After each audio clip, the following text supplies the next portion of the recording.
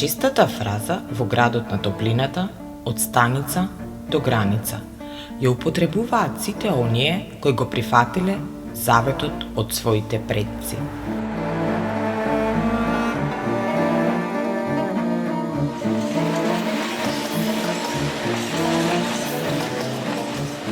Во 1876 година Гевгелија формално била прогласена за градска населба со над 3000 жители и околија со 68 населби.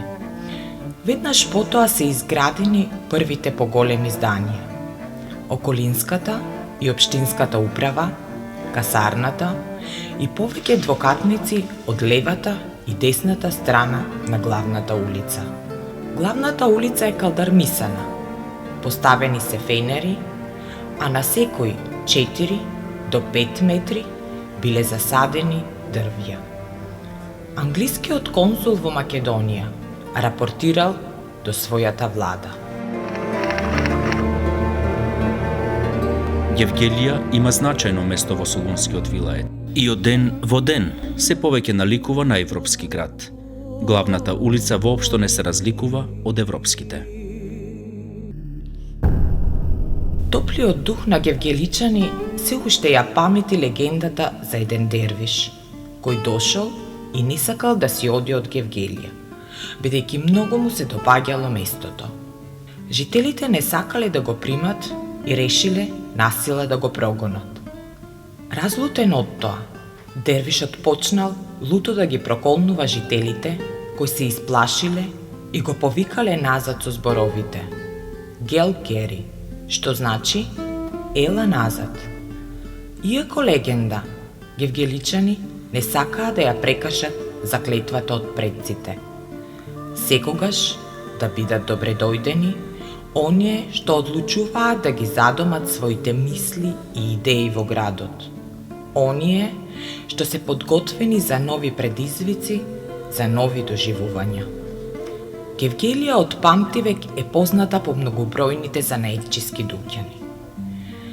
По филандите за точење на свила, но и по многобројните анови кои биле пријатна почивка за трговците кои минувале одовде. Во 1900 година во Гевгелија имало над 4000 жители, а градот прераснал во значаен трговски центар. По откупените количества свилени кожурци, годишно и до 1 милион оки, Гевгелија се наоѓала на второ место, веднаш по Солун. Пазарот се наоѓал во близина на Белдинската, општинската управна зграда, а во четвртокот, кога бил пазарен ден, доаѓале трговци од Солун, Цариград, Франција, Италија и многу други земји.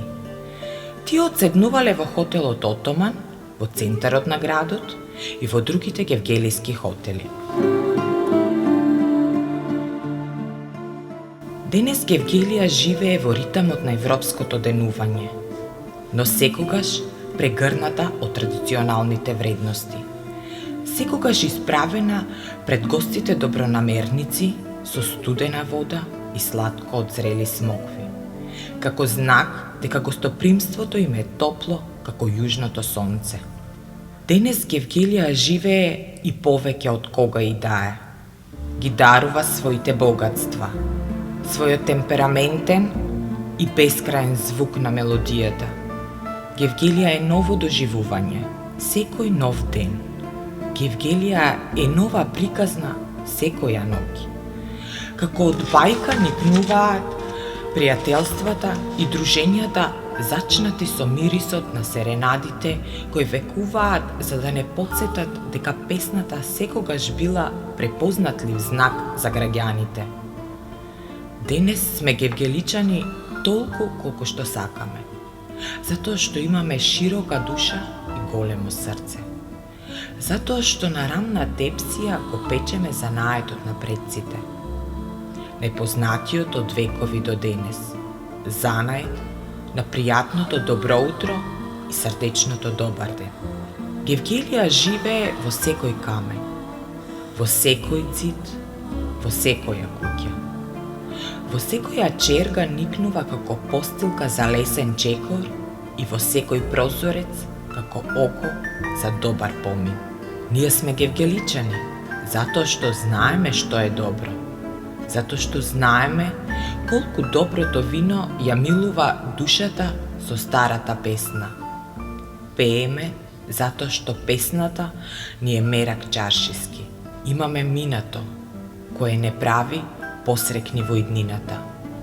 Затоа што го носиме секогаш како добар пример за град со традиција и град со вековно градење.